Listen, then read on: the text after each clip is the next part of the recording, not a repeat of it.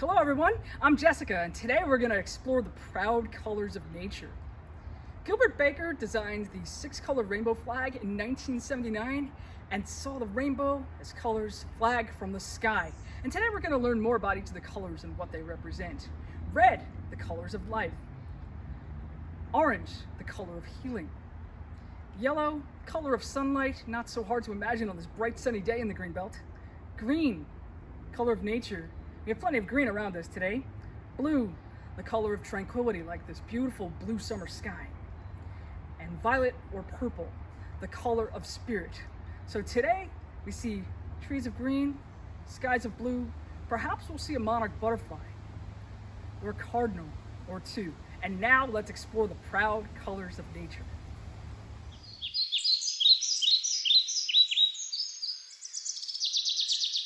As you may know, red in the rainbow flag is the color of life.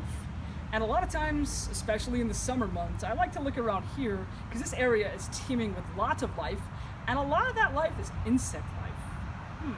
What do we have here? You have something that represents a ladybug. And did you know that different species, sometimes you can tell by counting the number of spots on the ladybug, and the 9-spotted ladybird beetle is the New York State insect. And a group of ladybugs together is called a loveliness. Wouldn't it be lovely if we found a ladybug pretty soon? I'm not so sure we will today, but as you, in your travels, as you walk around on the ground, on the grass, on flowers, look around, and I bet one of these days you'll find a ladybug. Let's see what else we might find here. Oh, a feather. This feather is from a female cardinal.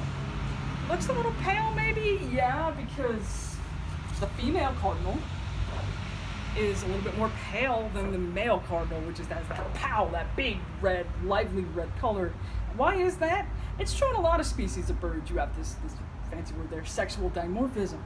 The female kind of is a duller color, camouflage, helps to kind of blend in, protect the young, and the male is a brighter color to attract the mates. If you notice in the cardinal, you notice their beak, kind of pointy, triangular. That's a great beak for eating nuts and seeds. And a cardinal, because it's such a bright color, good chance you'll see it on one of the trees, kind of somewhere in your travels as you're walking around. Next time, just kind of look up and look around for a bit, and it's a good bird to see around here in all seasons. I wonder else what we might find. We said cardinal. And notice that bright red color. There's something called the cardinal flower. And that's a wildflower, a nice native species here. And this flower, usually as you get into the summer months it grows. And do you know who likes nectar from there?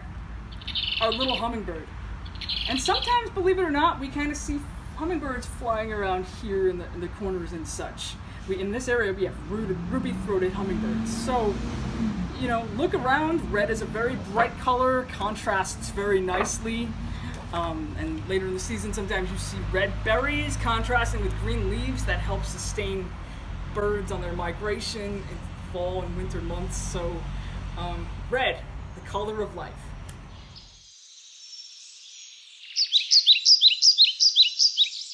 Orange is the color of healing. And the naturalist John Burroughs once said something to the effect of, "I go to nature to be soothed and healed and put my senses back in order." And one of the activities that helps me do that, especially on a nice, warm, sunny summer day, is to look for butterflies. And the color orange is very well represented in butterflies. You'll see it in the red admiral, in the buckeye, checker spots, fritillaries, lots of different ones. But of course, there's a very more common one. Oh, I see something right now. It's a very big monarch butterfly, and it's a little bit early in the season for the monarch. Usually we see them closer to September as they start migrating back to Mexico, and they stop for some nectar, kind of get some fuel and rest on that long, several thousand-mile migratory journey. I wonder what else we could see. I know right now we're imagining it's a summer day, but maybe we should also imagine it's late April or early May, and that first really long note of the Baltimore Oriole.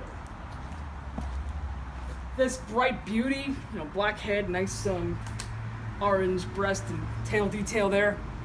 And of course, you might have seen different versions of it on the sports logo for a baseball team with that name. So that's something around here that I think of when I think of late spring, Arbor Day time, the trees leafing out. And if you look on this picture, somebody had an orange as a makeshift bird feeder, and I bet that oriole really enjoyed that. So we're gonna kind of work our way back up in the seasons, maybe closer to sometime around the middle of June. And lilies are very plentiful and probably about 2 or 3 feet tall. And in our parks, we've had Turk's cap lilies, and I know my neighbors have some really nice tiger lilies. So as you kind of walk around Staten Island, you'll notice, like I said, kind of around the very tail end of spring, the very beginning of summer, you'll notice lilies. And here you have it, orange, the color of healing.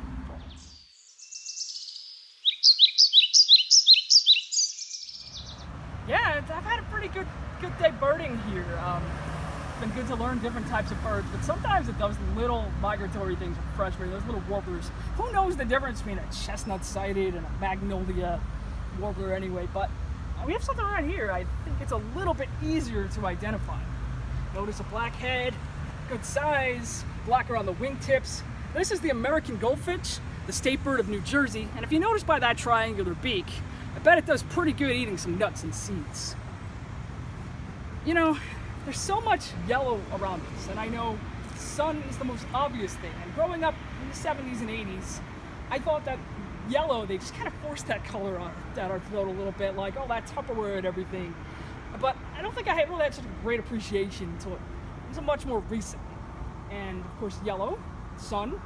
Sun helps our plants produce food, which helps them also give us shade, which helps really, in so many ways, the world go round. And speaking of our plants here, earlier in the spring, we have some dandelions on the lawn. It's sort of tempting to remove these dandelions because you think it's a weed in your lawn, but it has its place and purpose here. And you know who really likes them? The pollinators, the bees. And it's important to feed our bees because the bees, they go from flower to flower, get that nectar, they're really important for our food supply and for our plants and to keep our ecosystems healthy and keep our planet healthy. So it's all connected. And if you notice the color scheme here on our bee, black and yellow, a lot of times that's the color of caution tape. Sometimes that's a warning in nature. Not all bees sting, and here we have a nice mix of them. Honeybees, bumblebees, we even have some little tiny metallic green bees. And National Pollinator Week, it was the end of June, it's something to celebrate as we're celebrating Pride. So look around, there's a lot more yellow than you might realize at first. There's big and small insects and birds, and we're all kind of this harmonious hive here. And I know I refer to Staten Island as the borough of the bee because of the collaborations between artists, musicians, scientists. We all kind of work together and learn from each other. And that's really a beautiful thing. Just like the way and every year you appreciate it more, kind of the way I've learned to appreciate yellow more. So yellow, the color of sunlight.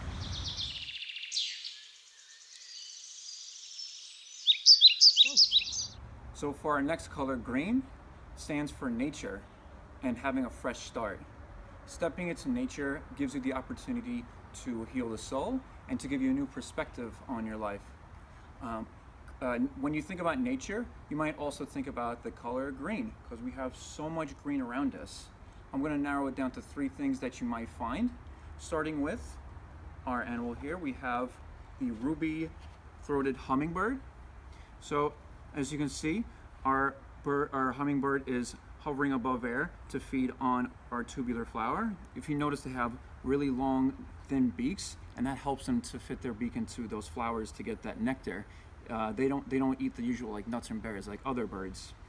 And if you notice, his wings are flapping really fast and you can barely see it. That's because their wings flap up to 200 times per second. So try as you might, you want to try to flap your arms as fast as you can, you're going to get nowhere close to this bird. And it's really cute because it's really tiny. It's only a few centimeters big and they go really, really fast. So don't try to catch them. So for our next green insect, we have our sweat bee. So don't be afraid, just because you hear bee, you might think of stinging. Well, Sweat bees don't want to sting you. They're actually only interested in our sweat, as it says in the name. They really, we might think that sweat is disgusting, but they find it really attractive because they like the salt and they like to try to land on us to get that sweet sweat that we produce for them. And they're also really great because they help pollinate. And as you know, pollinating is very important for spreading new life into our nature and providing new plants to grow every spring. Speaking of new plant life, our last green is the spice bush. So spice bushes are really cool because they are one of the first plants to grow in the spring, and they produce these little berries here. During summertime, they'll turn red, and if you crush one of them, you're going to have a really nice smell. And they have a healing factor. Native Americans used to use not just the berries, but the leaves and the bark. They used to make that into a tea, and those could heal ailments such as coughs, colds, and other sicknesses, and even in some cases arthritis. Other plants in nature are really good at helping us in ailments, so that's why it's important for nature to prevail. That way that we can learn from them and even help ourselves.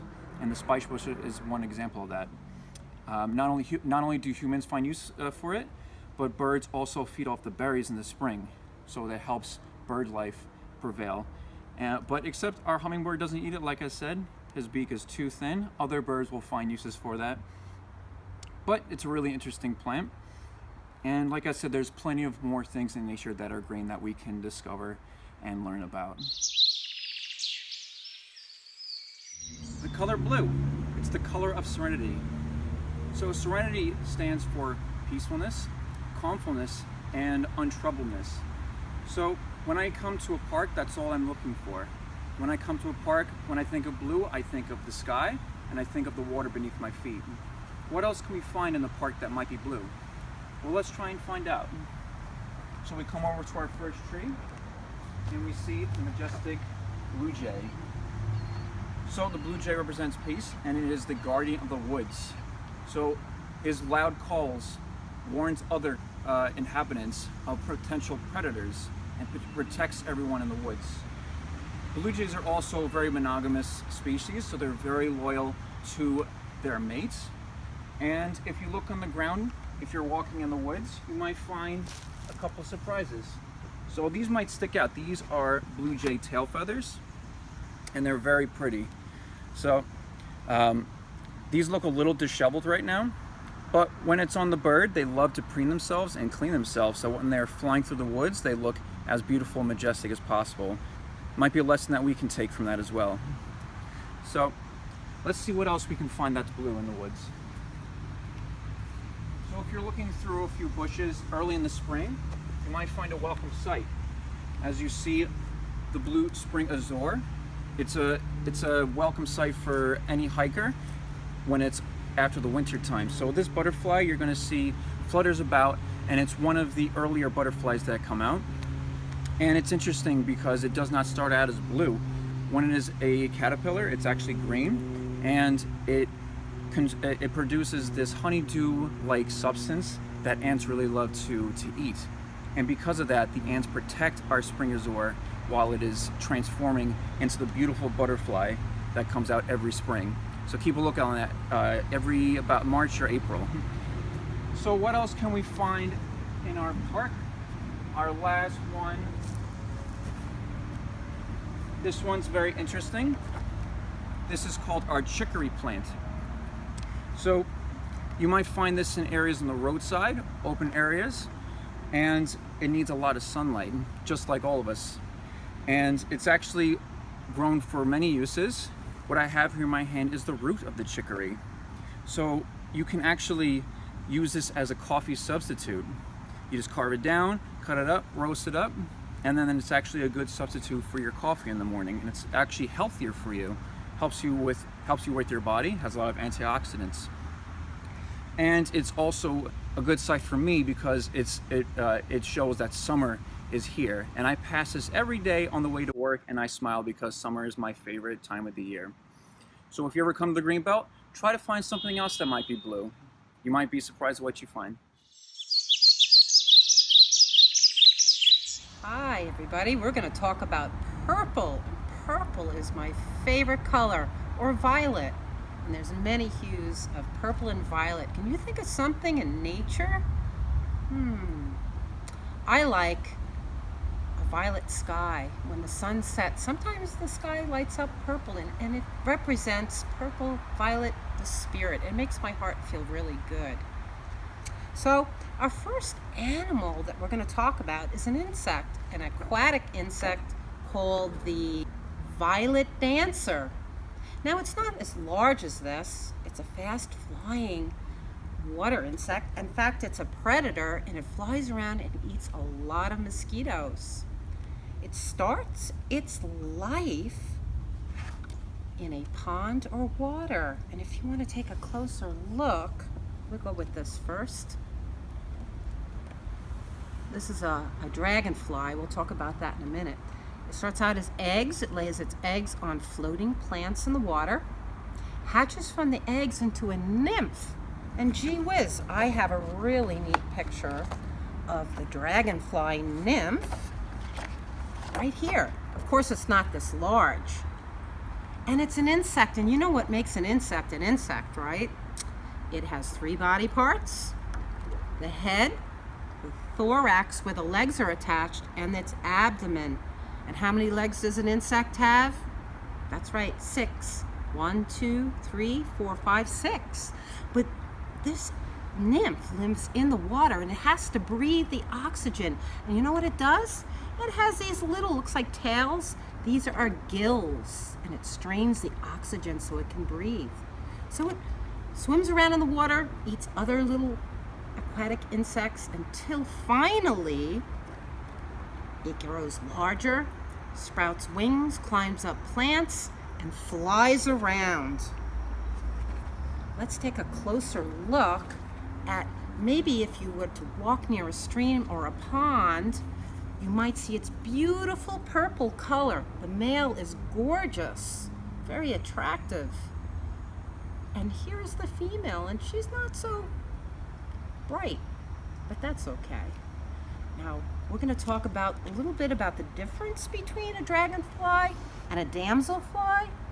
They eat the same thing, and they're so important for our food chain and our environment, because nobody likes a lot of mosquitoes, right? If you take a closer look, here's our damselfly. It's very thin and delicate looking, and when it perches on a branch, it holds its wings side by side, right? Up above. Now a dragonfly, speedy one that, they can fly up to, both of them can fly up to 60 miles an hour. The dragonfly will perch, but its wings will be spread out on each side of its body. All right, so I like the violet dancer. It's in the variable dancer family and the Odonata definition. Flying. All right, so let's go on to another exciting animal that is called the purple martin. A purple martin, they live in colonies or groups on Staten Island. In fact, the colony comes back every year in spring and leaves us. It's a migratory bird. It was this site here at Lemon Creek Park on Staten Island on Sagayan Avenue and Johnson Terrace. You could go down and take a peek at them flying around, and they are also insectivores. They eat all the insects flying around, help control them, right? So look at that. They like to live in apartment houses, and sometimes, let's get a closer look, they can live in gourds. And guess who invented that? The Native Americans would carve out gourds for these birds to start their nests. And what is a gourd? It's in the squash family, and it dries out.